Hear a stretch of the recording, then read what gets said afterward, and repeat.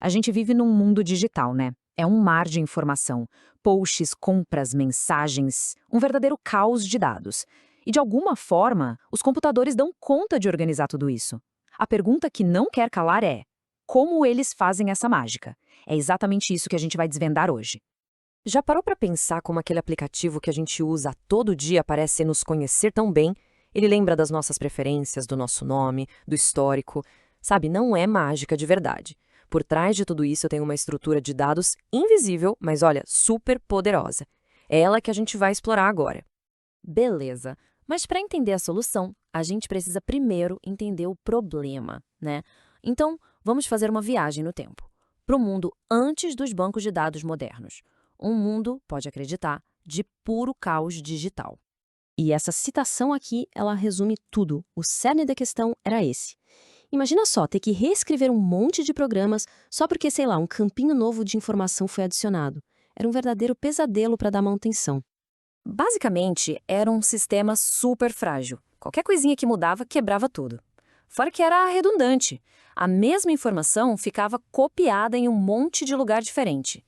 E para acessar esses dados? Uma luta. Era lento, era complicado.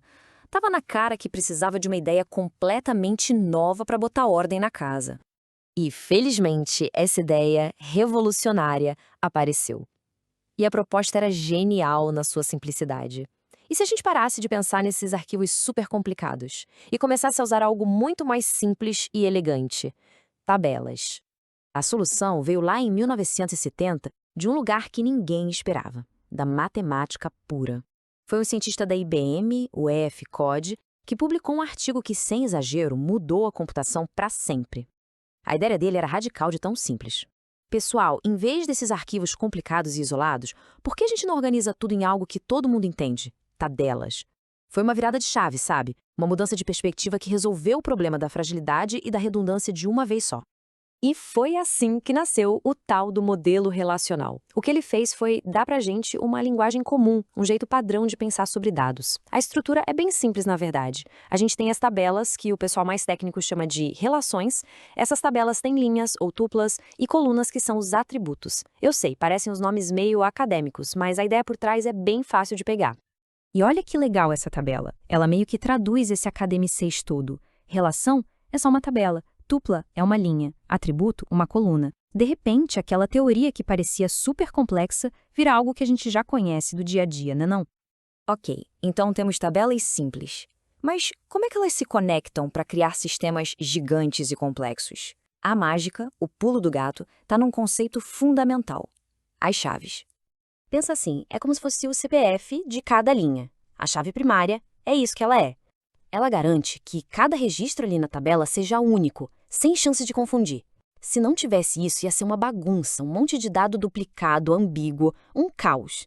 Ela é tipo a carteira de identidade de cada pedacinho de informação. Olha só essa tabela de departamentos, por exemplo. A coluna código é a nossa chave primária. O número 4620, ele identifica, sem sombra de dúvida, o departamento de fundamentos da computação. Nenhum outro vai ter esse código. Simples assim e super eficaz. Agora vamos dar uma olhada na tabela de funcionários. Tem o código de cada um, o nome e uma coluna chamada CODEDEPTO. Dá para ver que a Ana Carla tem um valor nulo ali, que basicamente significa que a informação não foi preenchida ou não se aplica a ela. Tranquilo. Mas olhando os outros, Avelino, Rodrigo, esse CODEDEPTO tem uns números ali. 4620, 4622. Esses números não parecem familiares? Exatamente! Essa é a grande pergunta. Como é que o sistema sabe que o Avelino, que é o código 2, trabalha no departamento Fundamentos da Computação? A resposta está bem ali, naquela coluna CODEDEPTO. E aqui está o grande segredo.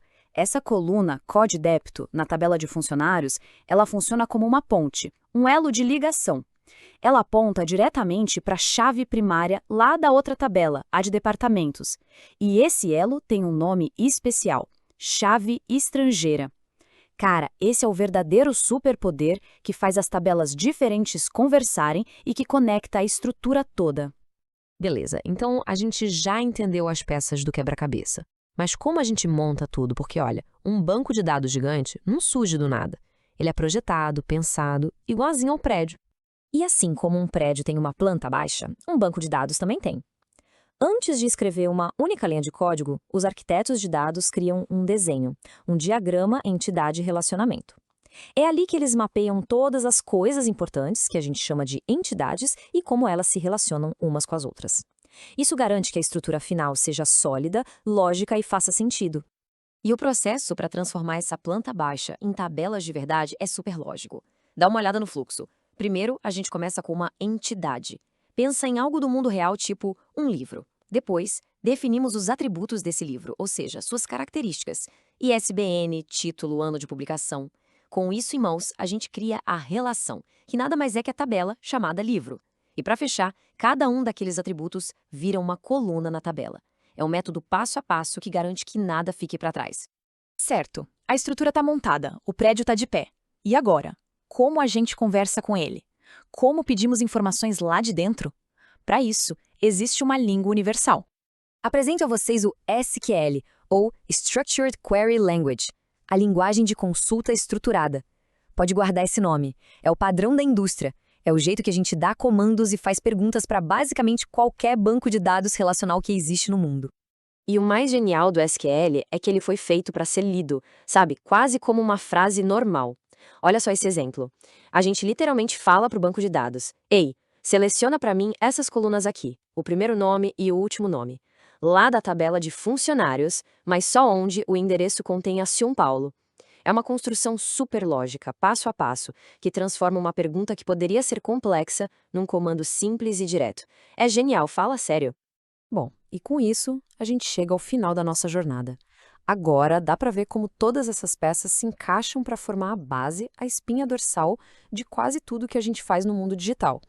Então, para resumir o que a gente viu, saímos do caos total dos arquivos para a ordem e clareza das tabelas relacionais. Vimos que essas tabelas se conectam por meio de chaves poderosas as primárias e as estrangeiras. Entendemos que um bom design, uma boa planta baixa, é fundamental para evitar dor de cabeça no futuro. E por fim, que a gente usa o SQL para conversar com todos esses dados. Sistemas como o PostgreSQL, por exemplo, que está aqui na imagem, são os que colocam todas essas ideias em prática. E eles são totalmente controlados pela linguagem SQL.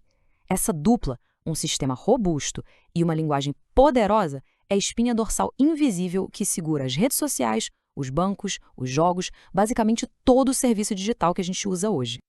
Então fica aqui a reflexão final. Da próxima vez que um aplicativo se lembrar de alguma preferência, de algum detalhe, vale a pena dar aquele sorrisinho. Porque agora a gente sabe que está rolando por trás das cortinas. Não é mágica, é uma dança elegante e super organizada de tabelas, linhas e chaves trabalhando em silêncio para fazer todo o nosso mundo digital funcionar.